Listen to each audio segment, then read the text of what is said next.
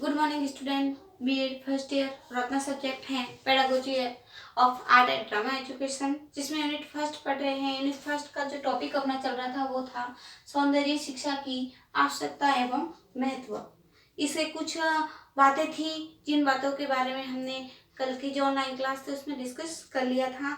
आज हम इसके इसी आवश्यकताओं को हम विस्तृत जानकारी के लिए हम आवश्यकताओं की कुछ बिंदुओं के माध्यम से हम चर्चा करेंगे।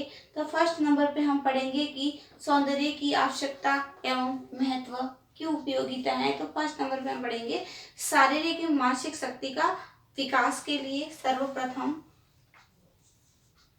शारीरिक एवं मानसिक शक्ति के विकास के लिए फर्स्ट नंबर पे शारीरिक एवं मानसिक शक्ति के विकास के लिए इसके द्वारा बालक का हम शारीरिक रूप से और मानसिक रूप से किस प्रकार से विकास कर सकते हैं, इसके बारे में अध्ययन करेंगे कि विद्यालय में खेल के मैदान में हम खेल, व्यायाम, योगासन इत्यादि बच्चों को शारीरिक विकास के लिए किया जाता है। विद्यालय के अंदर बालक जाता है तो बालक को विद्यालय के अंदर हम खेल के मैदान में उसको हम विभिन्न प्रकार की खेल गतिविधियां होती हैं, व्यायाम होते हैं एवं योगासन होते हैं आदि का अभ्यास करवाते हैं, जिससे हम चाहते हैं कि बालक का शारीरिक रूप से संपूर्ण विकास हो सके। नृत्य एवं संगीत की कला से भी बालक आनंद को प्राप्त करते ही हैं। जब वो नृत्य करता है, संगीत करते हैं, उनको आनंद तो मिलता ही है, इनके साथ साथ उनके शारीरिक विकास में भी वृद्धि होती है। खेलों से बच्चों में जहाँ शारीरिक शक्ति व स्फूर्ति आती है तो वही संगीत इत्यादि के माध्यम से मन प्रसन्नचित्त रहता है। खेल खेलते हैं तो बालक के अंदर शारीरिक रूप से शक्ति आती है, स्फूर्ति आती है, और जब संगीत का गायन करते हैं तो उसके मन को आनंद की प्राप्ति भी होती है। स्वस्थ शरीर और प्रसन्नचित्त मन के बिना कोई कार्य करना, दूर किसी बात का करना या कुछ खाना भी अच्छा नहीं लगता है। तो व्यक्ति का मन शरीर स्वस्थ नहीं होता है या किसी मानसिक विकार से वो ग्रसित है तो उसको किसी भी कार्य करने में रुचि नहीं होती है। जब उसका मन और शरीर दोनों रूप से स्वस्थ होगा तो वो सभी कार्य को संतुष्टि पूर्वक करता है। अतः स्वस्थ शरीर और मानसिक विकास के लिए खेल एवं जो कलात्मक क्रियाएं अति आवश्यक है, ये बालक के सर्वांगीण विकास के लिए मुख्य अंग मानी जाती हैं। सेकंड पॉइंट है अपना भावनात्मक शक्ति का विकास। भावनात्मक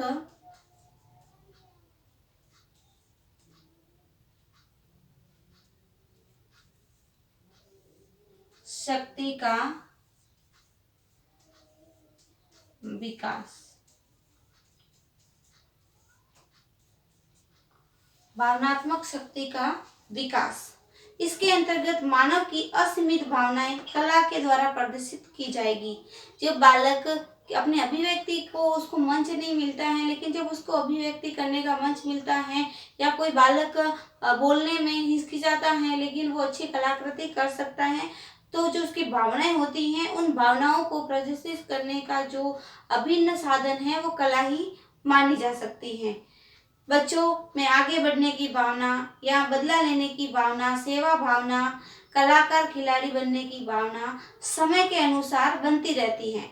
बालक जैसे जैसे बड़ा होता है वैसे वैसे उसकी भावनाओं में भी वृद्धि होती रहती है। कभी वो बनेगा कि मुझे अच्छा आर्टिस्ट बनना है, कभी बोलेगा अच्छा खिलाड़ी बनना है। इस प्रकार बच्चों की इस भावना को अच्छे कार्य की ओर जोड़ने के लिए उन्हें कला के माध्यम से जब बालक को अपनी नई जो भावनाएं अंकित कर रहा है या जो कल्पना करता है उस कल्पना को एक अच्छा पथ प्रदर्शक दिया जाए तो हम कला के माध्यम से उन्हें जोड़ने के नए नए कार्य के अवसर हम देंगे।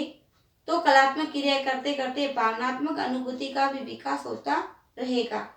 और धार्मिक एवं संगीत, राष्ट्रीय से देश संगीत, भक्ति से देश की भावना से बालक ओतप्रोत हो सकेगा और देश प्रेम की भावनाओं का उसके अंदर विकास होगा। भावनात्मक शक्ति द्वारा मनुष्य अच्छे मार्ग की तरफ अग्रसर होता है। जब वो अच्छा सोचेगा, अच्छा बोलेगा, आध्यात्मिक गुणों को अपनाएगा तो अपने वो जीवन का निर्माण भी श्रेष्ठ तरीके से करेगा, एक मोक्ष की ओर अपने जीवन को ले जाएगा। इसका थर्ड पॉइंट पढ़ेंगे हम, कल्पना शक्ति का विकास। कल्पना शक्ति का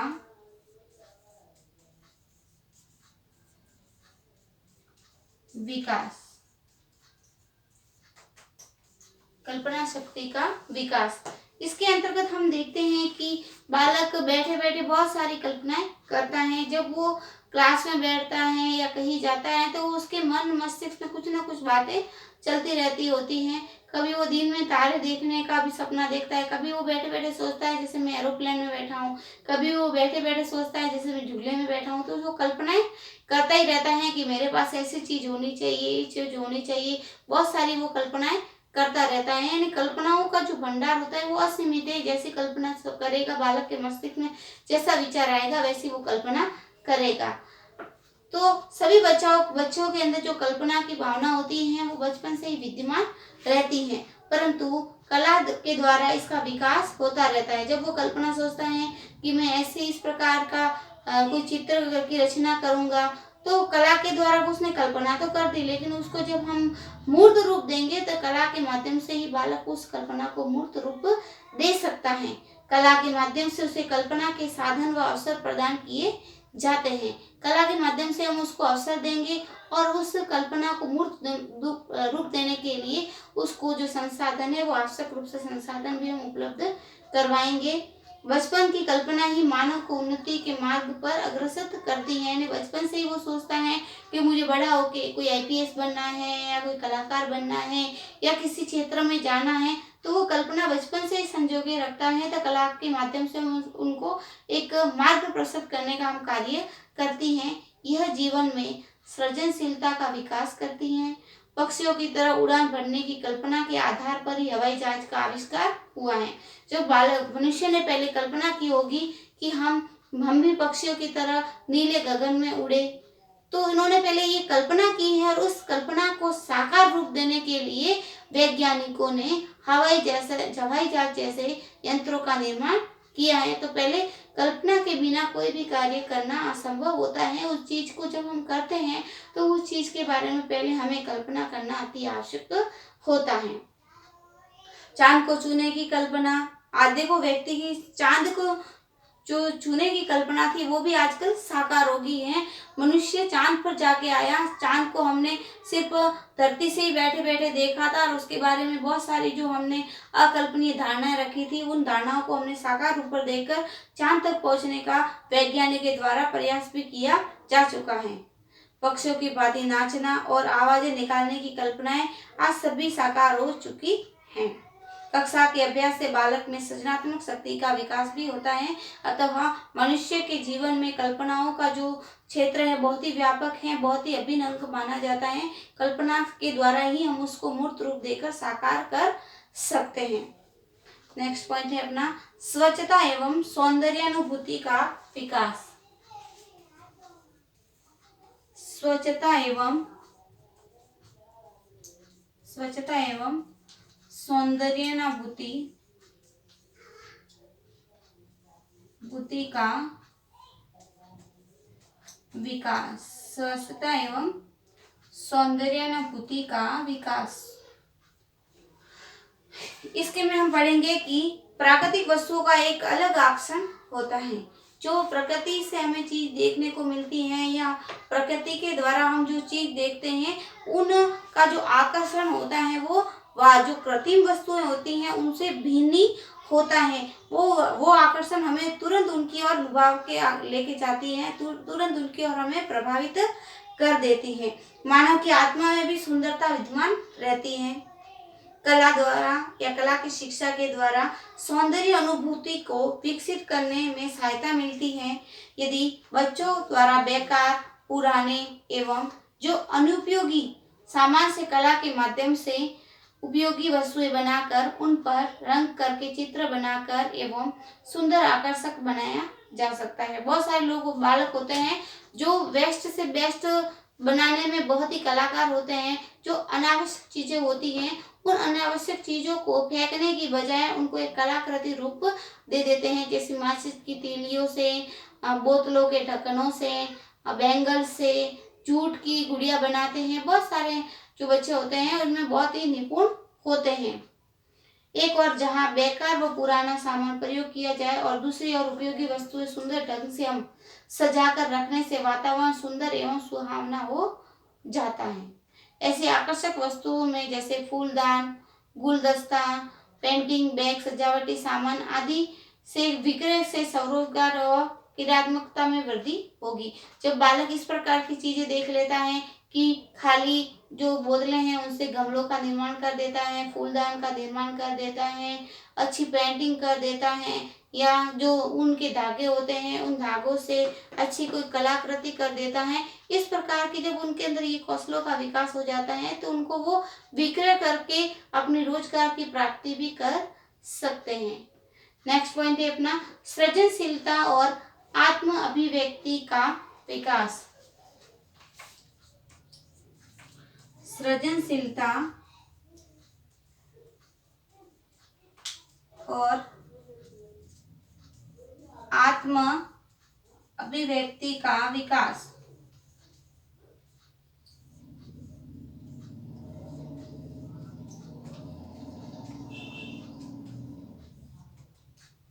सृजनशीलता और आत्म अभिव्यक्ति का विकास। मनुष्य के अंदर जन्म से ही कुछ न कुछ कौशल विद्यमान होते हैं, यानी मनुष्य जन्म से ही सृजनशील प्राणी होता है। विभिन्न कलाओं द्वारा बालकों के आत्म अभिव्यक्ति करने का उसको अवसर मिलेगा। विद्यालय पत्रिका विद्यालय के विद्यार्थियों की बौद्धिक क्षमता का दर्पण होती है। विद्यालय के अंदर जो पत्रिकाएं छपती हैं उसमें विद्यालय के अंदर जो प्रतिभाशाली बालक होते हैं उन प्रतिभाशाली बालकों के बारे में लेख लिखाया जाता है, जिस पर कलात्मक चित्र, लेख, कविताएं, व्यंग्य चित्र आदि लिखकर या चित्रित करके प्रत्येक सप्ताह या मासिक एक बार सूचना पट पर लगाई जा सकती है। साहित्य सृजन के साथ साथ सृष्टि का यह सुंदर और सरल उपाय माना जाता है। नेक्स्ट पॉइंट है व्यक्तित्व एवं चरित्र निर्माण। व्यक्तित्व एवं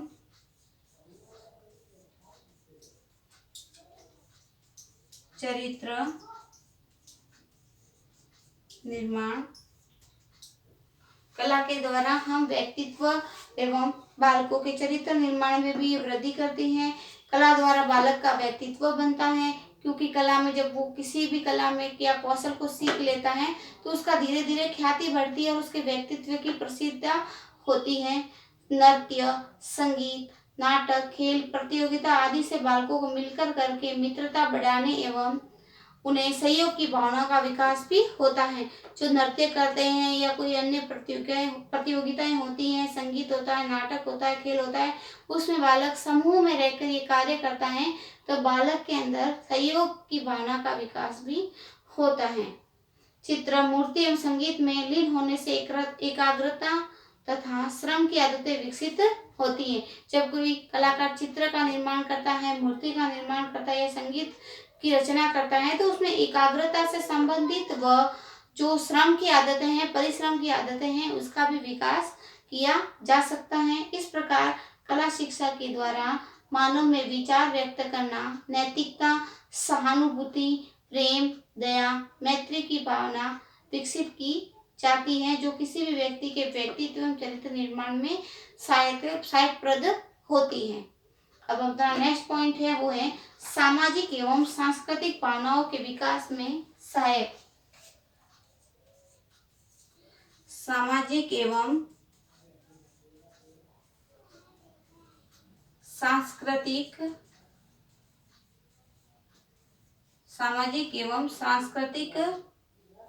विकास। सामाजिक एवं सांस्कृतिक विकास सांस्कृतिक भावनाओं के विकास में सहायक। सांस्कृतिक भावनाओं के